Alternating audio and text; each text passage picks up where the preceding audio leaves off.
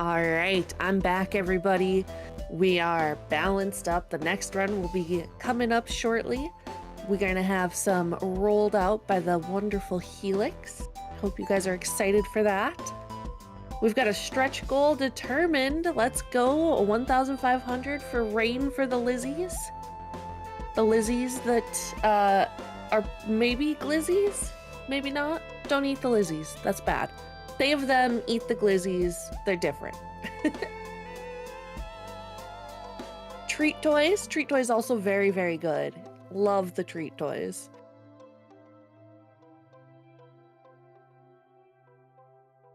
Do we put blueberries in the treat toys? Or is that too messy?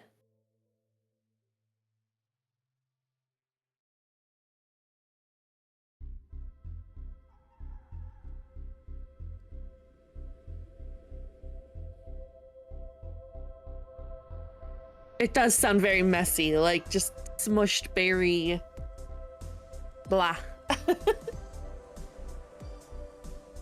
But you know, I bet you the lizards would love it. So maybe it's worth it. Sometimes the mess is worth the reward. I know, Shuli, I was just thinking like I would love some blueberries and like there was something else. Oh, we were watching like sandwich stuff last night and I don't, some of those sandwiches were cursed, but like cinnamon raisin bread, I'm craving that. Like, whew. Talking about food's a dangerous thing sometimes. But you know, it is right around lunchtime. We've got a few minutes before we're ready for the next run. So if you've not eaten lunch, or if it's not lunchtime for you, you're between meals, make sure you've got like a small snack or something to tide you through. Take care of yourselves. It's been like extremely hot and humid in a lot of places, so please make sure you're staying hydrated out there. Water's best, but if you can't do plain water, something with some electrolytes in it is also good. Yeah, just please make sure you are taking care of yourself as well as hanging out here with us.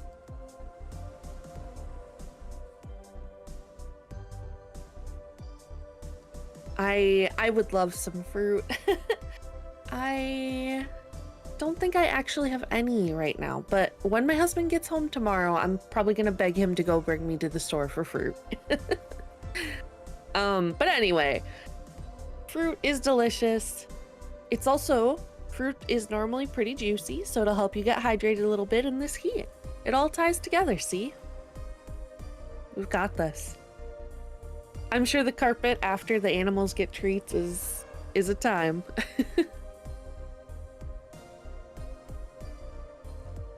Aren't going below 9. Ugh, that's disgusting. So for us, tomorrow is supposed to be, actually it looks a little bit cooler than it was supposed to be. It was supposed to be like 88. Now it says 83. However, I happen to live in a place that is like surrounded by water. Like I don't live on an island, I live in a peninsula, but it's very like water all over the place. And so it's extremely humid. It's actually 70% humidity outside and 83 degrees. So it's that gross, hot, sticky weather. Yeah, outside is not handy. Exactly, literally.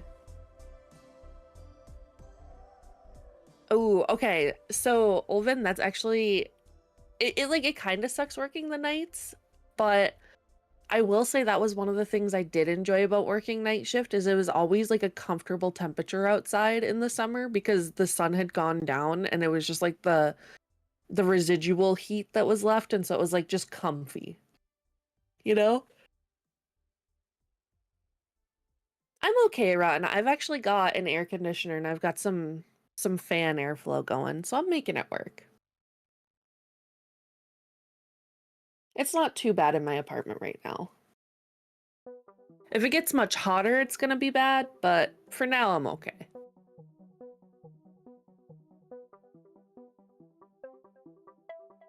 But, you know, it just means, like I said, gotta be concerned for you guys. Also, do we have the predictions from last night still on, people? Did we never close that? Looks like Shuli and CJ both are still repping their vote number 2.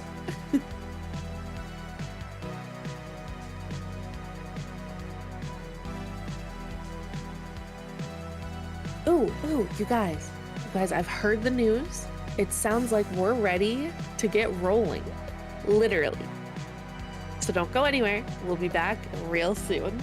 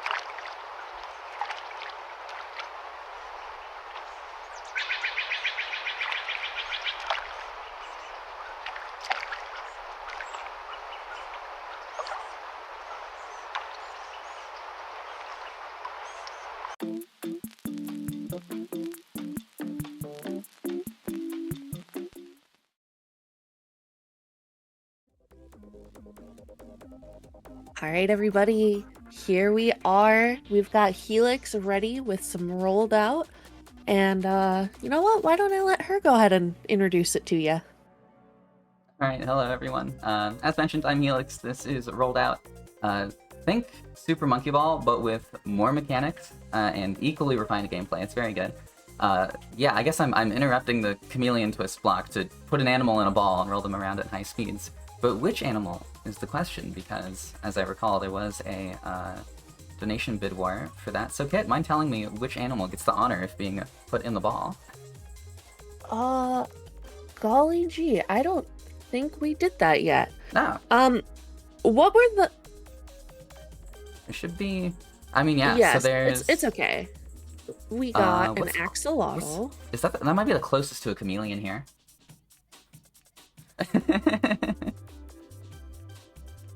We can run a quick poll. It only takes a moment. Let's see. We got an axolotl, a koala. What are the other choices? This works because I can show them off. So this guy here is Morris the rat. Actually, all these characters use they them pronouns except for this is Rook the field unit. He uses she her. This is Chartreuse the giraffe. This is Snowcone the chicken. Guava the koala. They're not facing the camera now. Oh well. Flotsam the axolotl, and as mentioned, Rook the field unit. Lots of fun characters here. This character, Rook, is from, I think, Video Chess, if any of you are familiar with that channel. Here's the chat poll. I am partial to Flotsam, personally. Lots of people like Morris. Morris, I believe, is the only character in the game currently with voice lines, so maybe that's like some of your opinions. But everyone here is adorable and very good. They are all really... I love how fluffy the chicken is. Snowcone's great. The little leaf in their hair, too. It's great. Hey, you know, I should look into who designed these characters, because they're just peak character design, all of them. They're very good. Looks like Flotsam is winning currently by just a bit. That poll is about half over, it looks like. So if you want to sway the poll, if you have opinions on characters, let them be known. I see chat saying they're giving party animals vibes. They are. I think that's the point. I mean, Chartreuse the giraffe even has a little bow tie. It's true. It's a very dapper giraffe. Yes. Morris has this funny scarf. Flotsam has the mask going on. Guava the koala has earrings, which I think is incredible. They are very large earrings. They are. The axolotl, I know it's just because of the way the eyes are done, but it makes me think of Hollow Knight, like the face. Oh yeah, that makes sense. Unless someone hops in at the last minute, Flotsam is about to win. Which is funny, because that's the character I normally use, so completely unchanged for me, perhaps. Funny how that works sometimes. Yeah, Flotsam. And there you are. Is our winner, which again, I think maybe the closest to a chameleon here, maybe? Now I have to... Game, come on. Now I have to exit this menu, which... There we go, it didn't want to let me do that for some reason. So, we are playing the standard course, which has 54 stages, because there are some bonus stages added in later, but we're not playing all of those because we're using warp goals. I'll explain as we get going. This game, there's a lot to explain very quickly, so if I miss something, I'll probably circle back around to it. If you have any questions, type them in chat. I can look at chat between levels, so it'll be alright. But without further ado, on go. 3, 2, 1, go. Alright, so first things first, you're going to see me move diagonally because this game pulls inputs in a square, meaning diagonals are the strongest input. So when I move when I move diagonally, I accelerate fastest. This stage, springs introduces, well, springs, go figure. And we can combine that with boosting to launch ourselves at the goal and bounce off of it and fly into space. Yep, that's exactly what I wanted to have happen. Yeah, okay. That strat is extremely difficult. Big reset point, because, you know, second level as well. That's basically the IL strat, what I was going for there. But yeah, you'll see springs, or I might call them bounce pads, you'll see them a lot. Especially in the first world here. First background, if you will. Yeah, those are like the two main things that are introduced. I mean, you know, there's general movement and then springs being introduced. We're gonna bounce off the top of this platform here, just to, you know, skip having to play things. Again, if you're familiar with Monkey Ball runs, this is extremely similar. But not, you know, not exactly the same. Again, some new mechanics that aren't in the Monkey Ball games. This game also just looks and plays incredibly well. I suppose I can talk about the coins. You might see me pick up some coins. That is for the focus meter, which you can see next to the minimap in the bottom right corner, that little blue bar that's only about half full right now, not even. If I press Z on my GameCube controller, the game will go in slow motion and it will use that focus meter. I will not be using that often because it's slow, because it's slow motion. Here I'm going to do... okay, got it. That was a strat to get the sort of secret warp goal there. That skips a stage. There are two types of warp goal. Well, there are three types of goals in general. There's, you know, the normal goal, which is commonly referred to as a blue goal. That's just kind of a holdover from Monkey Ball terminology. Here's the most difficult stage in this first world here. It's kind of just cycle-based, and the movement is a little bit particular, and I'm definitely off cycle, but that actually worked out quite nicely. Okay, that could have been far worse. As I was saying, warp goals. As we get to skip a bonus stage, I'm just gonna mash retry on my controller. We don't care about this. Yes, so I mentioned the standard goal we're going through right now, and then there is a green warp goal, which skips one stage, that is denoted by green sparkles, green particles that are extremely hard to see, they're very small. And then there is a red goal, denoted by red particles, and that skips two stages. So here's a green goal on touch activation. Now, I got that first try, I didn't even get to talk about it. That was a really difficult skip. I had to bounce off the edge of a platform to basically completely reverse my momentum and get some height. I can't believe I first tried that. And I first tried this. Those are like the two hardest strats in the run. Sure, don't mind if I do. That was another green goal, by the way. You have to, like, hit the top edge. Ooh. Okay, a little bit interesting there. That is sand that I was on. Makes you go more slowly and also sort of negates some of your bounce, which we'll see on a later stage. You will love this level, by the way. That's what it's called.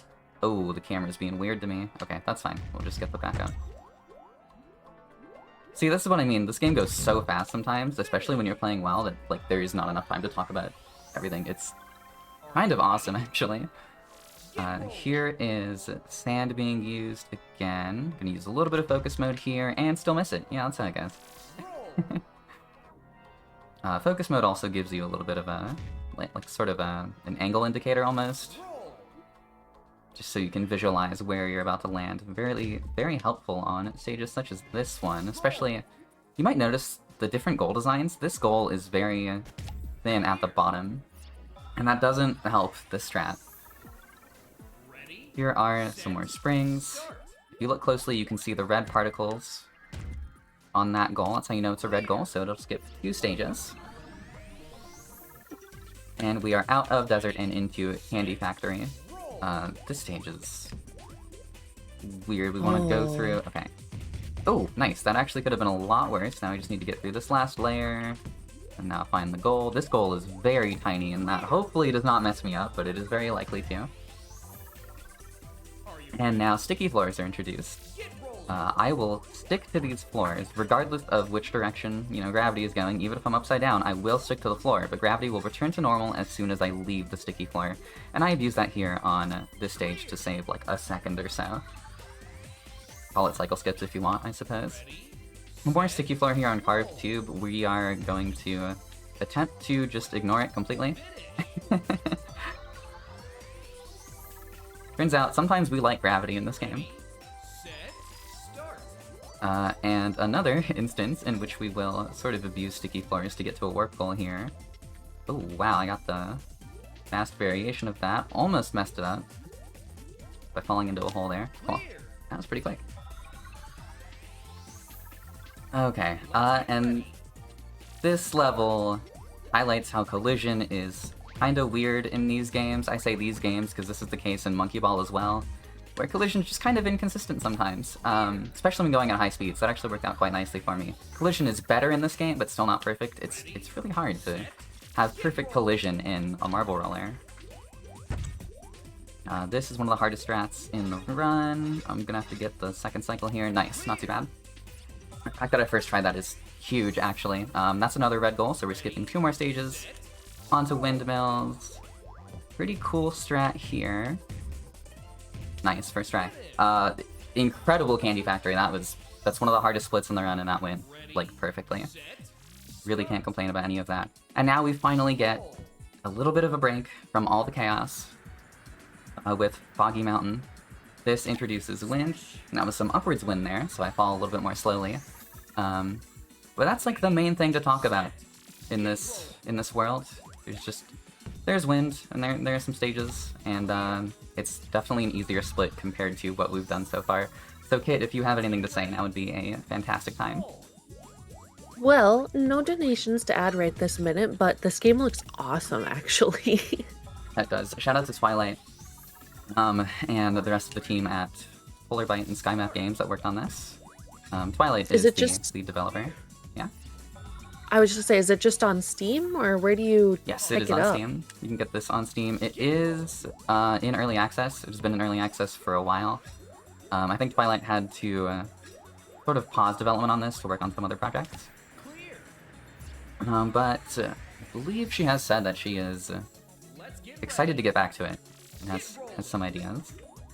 The stage design in this game is phenomenal. Twilight actually got her start with some Monkey Ball custom level packs. If you're familiar with Monkeyed Ball, that is monkeyed, like past tense, monkeyed.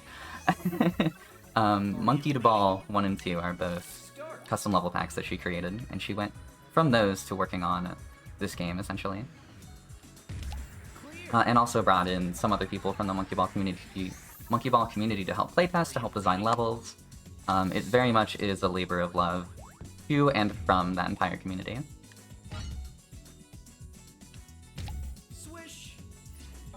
This run is quite good. Yeah, and as Anvil is saying in the chat, Monkey Ball 2 has a lot of the same levels, but the rolled out versions are largely better. A lot of stages in this game are from those custom level packs. Not all of them. There's, you know, a lot of... This game has so many levels. There are 4 main courses It's, am I gonna... Wow, I just missed pathing. That's really funny. And boost wide enough. There are 4 main courses. Standard's one of them. There's Challenge. There's Expert. I think the first one is Basic. Actually, no, it's Cozy. I remember. It's Cozy. Basic used to be one, but it got exploded, and a lot of the levels went into Expert. Anyway, we are into virtual reality now. This is the final split of the run, so to speak. The final world, the last set of 10 levels. We are going to skip, I think, one of them with a warp goal. This has my favorite goal shape in the game, by the way. It's almost like a frisbee golf goal in a way, if that makes any sense. But you can come at it from... I see. Yeah, you can come at it from any direction except below, pretty much. And that's really useful for a lot of these strats. I don't remember if it comes into play in this particular set of stages, but virtual reality also introduces gravity floors, which permanently alter gravity. It's not like sticky floors where you only stick to them until you fall off of them. Gravity floors will permanently alter gravity on that stage. But I don't think we see them in this run, unfortunately. They're very cool. If you just you know, play this game, look up more runs of this game, there's some really, really cool stuff. We are now on linked blocks. This is where that warp goal is. You have a particular strat here to bounce off there and go in the warp goal. Nice, that will skip one stage. And that's the last warp goal we will see in the run. This is going to come in way underestimate, by the way. Time is coming up in just a couple of stages here. Okay. I was just going to ask, actually, how many more, because you said we were getting close. Yeah, there are 2 more. So here's Twisting Tiles, probably the most difficult stage left in the run. It's just kind of a weird, awkward strat, but I nailed it. This run is something else. This is very good. Not quite PB pace, but very close. So time coming up very soon when I hit the goal here, and time. Wow. All right, look at that. 10:05 is a phenomenal time. That's less than a minute off of world record. We do time this game with in-game time. Well, that was quick. I don't even think I got to say everything I wanted to say, because I played so well, which is a good problem to have. Well, take a moment, catch your breath. Yeah, no kidding. Happy Halloween! Yeah, thank you all for being here. Thank you all for the GGs. Thank you all for supporting Sable Dragonrook and her lizards. Happy to help out in that regard. If you enjoyed the run, you can follow me on twitch.tv/helix13_. I run Marble Rollers, you know, this game, Monkey Ball. I've been running the new Mario Kart lately as well. And you can also follow me on Blue Sky, helix.midwestspeedfest.com on Blue Sky. Shout out to Midwest Speedfest. I think that's like... Oh, I'm also helix13_ on YouTube. That's the one. There we go. I'm like, there are 3 things I normally mention. Where's the 3rd one? Yeah, no, that was crazy. Yeah. But practice goes a long way. I'll say that much. But yeah, you know, highly recommend getting into this game. It still has some bugs to work out, especially in like the menus and such. But if you like, you know, Marble Roller gameplay, this is one of the most pure Marble Roller gameplay experiences you could ever find. The gameplay here is incredible, very polished. The level design is fantastic. It plays great. There's a lot of control customization too, so you can fine-tune the controls pretty much exactly how you want them, especially in conjunction with Steam's controller settings as well. So there's a lot you can do to really make the controls, make this game play how you want it to play. And it's great. Oh, and there are custom levels for this game too, which is, you know, if you get bored of the 350 levels or something that are already in this game, you can add even more. It's awesome. But I will stop gushing about this game. Remember, it is rolled out, ! And yeah, again, thank you all for being here, for supporting Sable Dragonrook. Shout out to the Speed Dogs team, and I will see you all again somewhere else. Trans rights, bye friends. All right. Thanks, Helix. Thank you so much. And yeah, GG, great run.